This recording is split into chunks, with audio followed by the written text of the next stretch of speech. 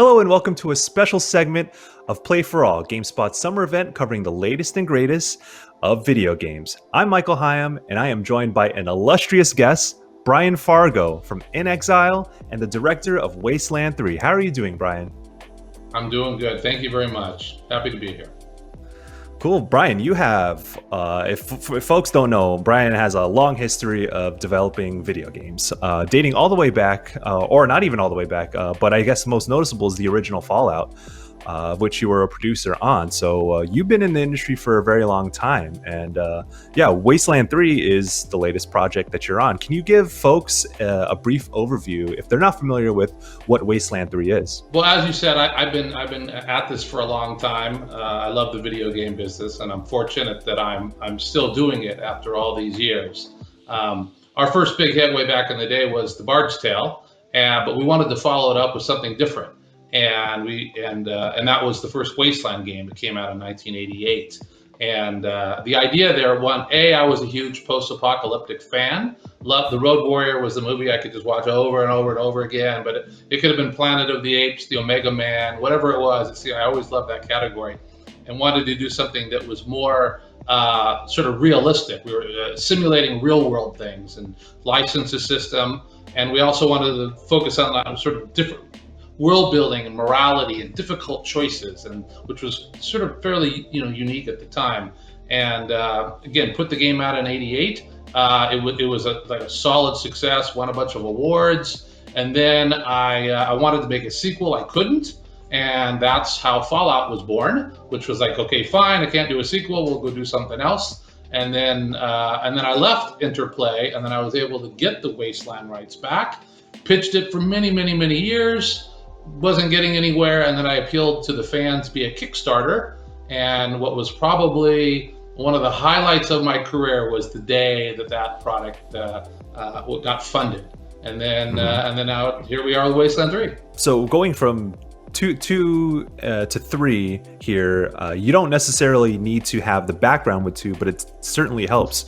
So is it fair to say that new players can jump right into Wasteland 3 with no prior knowledge of Wasteland 2? Yes, of course. We would never, well, I'll never say never, but I can't imagine us making a game where you would have to have played the other one before. They need to be wholly contained in themselves, that they're entertaining if you've never played a Wasteland before. If you have played the other Wastelands, there's a lot of inside humor. There's things you would that only you would get, and we like that. And there are some parts will feel more meaningful if you knew the characters before, but it's absolutely not a requisite to have played those games. They're fully standing experiences. Yeah, I caught a few references in the beta right off the bat, which were nice nods to Wasteland 2. But like you said, it's not like critical to the story.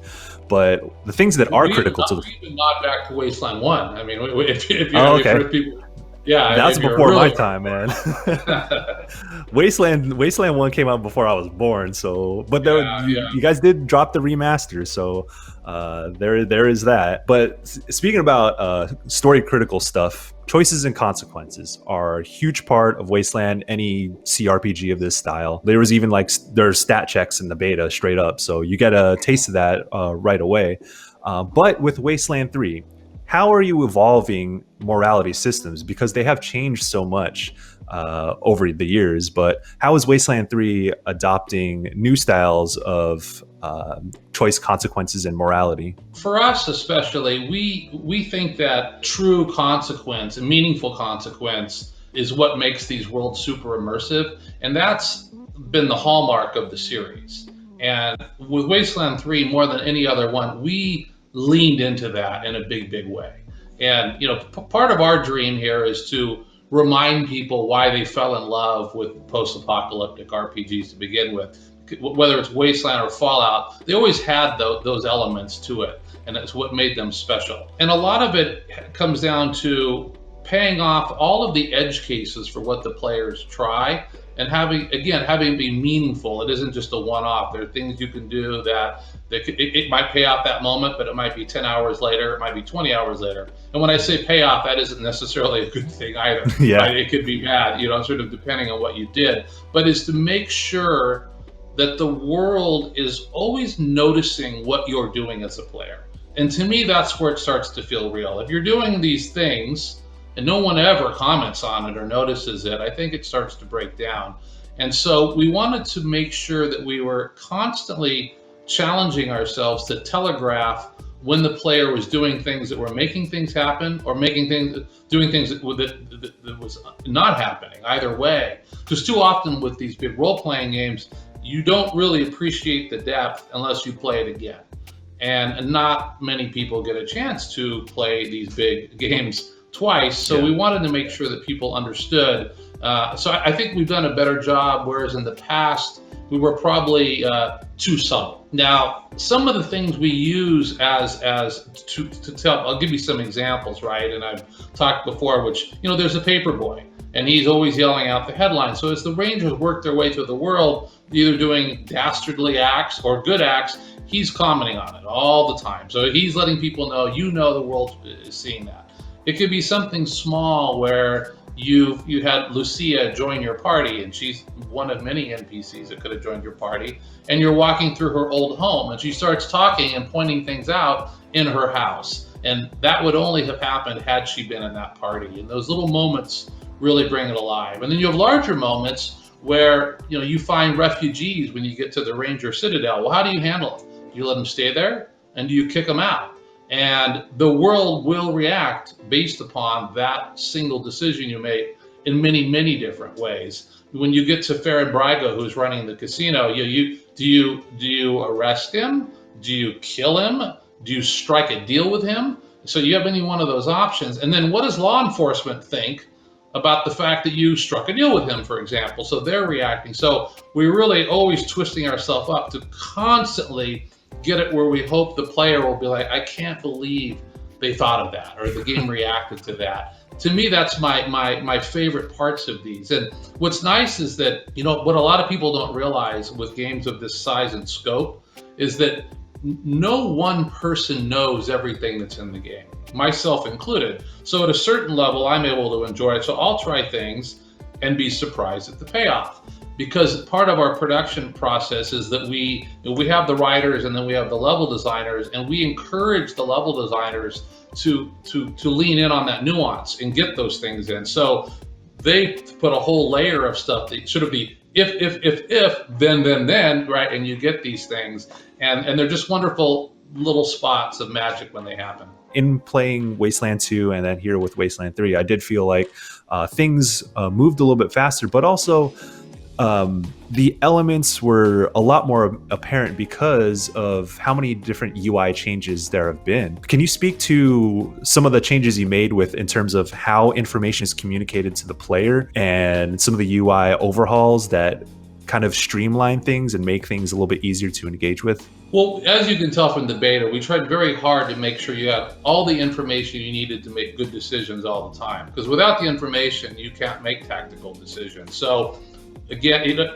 it's funny because it's been the common theme of surfacing information, whether we're surfacing the narrative or we're surfacing, I'm standing here, and if I move here, my chance to hit is going to change up or down based upon these certain conditions. And so that was the most important part of our UI. By the way, since the beta backer build, we've dived in more, so we're giving more shot variants. So for example, one of the things that people were frustrated with is, I'm standing 1 foot away from a guy with a shotgun, how can I miss, right? Well, we understand why that is, right? Because there's supposed to be trade-offs of weapons. But now we said, okay, fine. If you're up close, you can go for a spread or you could go for a narrow shot. So we've added onto the combat system we've had there to give it even more diversity in the weapons, because the most important thing is that whatever tactic was working for you in the first part of the game cannot be working for you in the later half of the game. We need to be constantly adding different challenges and ways of thinking. What we have, and this comes into where you were talking about setting things up, like we have turrets that the player can drop onto the battlefield. So one guy could run and drop these different turrets down, and then you sort of commence the battle. Or we have areas where one guy can sneak around and then do something and then kick off the battle and come in from the other side. Cool. Yeah. I definitely noticed it. And I think that speaks to how you're able to kind of maintain the complexities of a CRPG, but also make it approachable. Is that something you're conscious of when you're making Wasteland 3, making this approachable to maybe an audience that isn't familiar with this style of game? Yeah, that's a great question, because it's always been the hard, the real hardcore role playing games. If it was up to them, spend 10 hours in character creation and don't streamline a single thing. And so I think you have to recognize you have to err more towards the hardcore than you do the general people who don't play these kind of things. So we always, when it comes down to it, if we're made to make a decision, we're going to err towards that. You look at Pathfinder, their character creation was insane, right? And so, but people, they like that. And so we recognize that. So our version of making it more approachable, for example, would be that when you start the game, you can go into character creation, or just, hey, here's 2 pre-made characters. These ones will get you through the game. Off you go, right? And there's a percentage of the people that don't want to create a character right then, or maybe they want to get more information about what's important, and then they'll go create the character. And then we allow you to respec when you get to Ranger Citadel anyway. You can create your own party there. So I think that's the kind of decision we make that is like the best of all worlds. But in generally, we're very cognizant of not giving up anything for the hardcore to make it, quote, approachable. All right, now to shift gears a little bit in terms of the conversation. In Exile was acquired by Microsoft in 2018. It's one of the many big deals that Microsoft made in terms of building up their studio presence for game development. So, 2 sides of this question. How has the acquisition changed things for In Exile, and how has that been reflected in Wasteland 3? The acquisition has been great for us. I mean, we spent a great amount of our time, pitching, whether it was publishers or you're pitching to the public with crowdfunding and chasing it, and then and all the steps along the way to prove that you're sort of doing the things that you said. So now 100% of our job is on creativity and just the production of making the game, and it's a rare thing to be able to get that. In addition, we always knew the certain areas of the company that we really could use more people in, whether it was more animators, audio engineer, animation engineer, whatever these different roles were. I always say it was like having a band. We knew we didn't have a bass player, but we did our best. And so I think that for us, I think An Exile has done a great job with very little, by and large. I see this as an opportunity to really allow us to shine like we never have before. Wasteland's just the tip of the iceberg, because we were well into production when they came along. But even that, the additional time that we've gotten has made the game so much better. I was having a call with Microsoft last week. I said, the amount of comments that I get in that get addressed, and that's just me, everybody else has their own. There's probably 1,000 things that got adjusted and changed and improved just by moving something out by 60 days and giving us that extra time to do it. So as you think forward from the game was going to be last year, and they're like, no, what would you do if you had more time and money? We knew what we wanted to do, and we couldn't wait, right? And we were able to do all those different things. And so in terms of we know that optimization has to be good, loading times have to be good, walk animations need to look smooth, the music needs to duck at the appropriate times.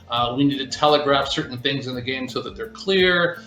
Adding more weapon, as what I was talking earlier about, giving more weapon control, getting all the feedback from the beta testers and making sure it gets addressed. It's literally thousands of things. And always in the business, when you look at the great developers, whether it's Rockstar or Blizzard, what is the thing they always have in common? They get a lot of time, and so even a little bit of extra time goes a long way. And a lot of people, I don't think, realize how 90 days can make the difference between just an A and a B. So that has been the biggest change for the company. I want to thank you for taking the time to speak with us. I know that game development is it's a long journey and there's a lot of work ahead of you. But yeah, this has been very insightful. So thanks, Brian. Cool. Well, no, I enjoyed it, and it's fun to talk about the old times from time to time. And as you Yeah. like to remind me, old is the good word there. Sorry. But no, I'm super. No matter how long I've been doing this for, I'm like not jaded at all. Like I can't wait to get Wasteland into people's hands. I love the reaction. I do this for the reaction. That's the fun part, right? I mean, we all work so hard because we want to entertain people and go. That was a great experience, and so I'm feeling pretty good about this one, and I'm really looking forward to the feedback. Sweet. All right, there you have it, folks. Wasteland 3 coming out later this year on PC and Xbox One. And all of you, thank you so much for tuning in and watching. We have so much more coverage here at GameSpot for Play for All. Remember that we're doing this for the rest of the month. We're trying to raise funds for COVID-19 relief, and we're having live streams every day. And we have developer interviews, we got exclusive gameplay, all sorts of good stuff for the coming weeks. So please stay tuned to GameSpot, and we'll see you later.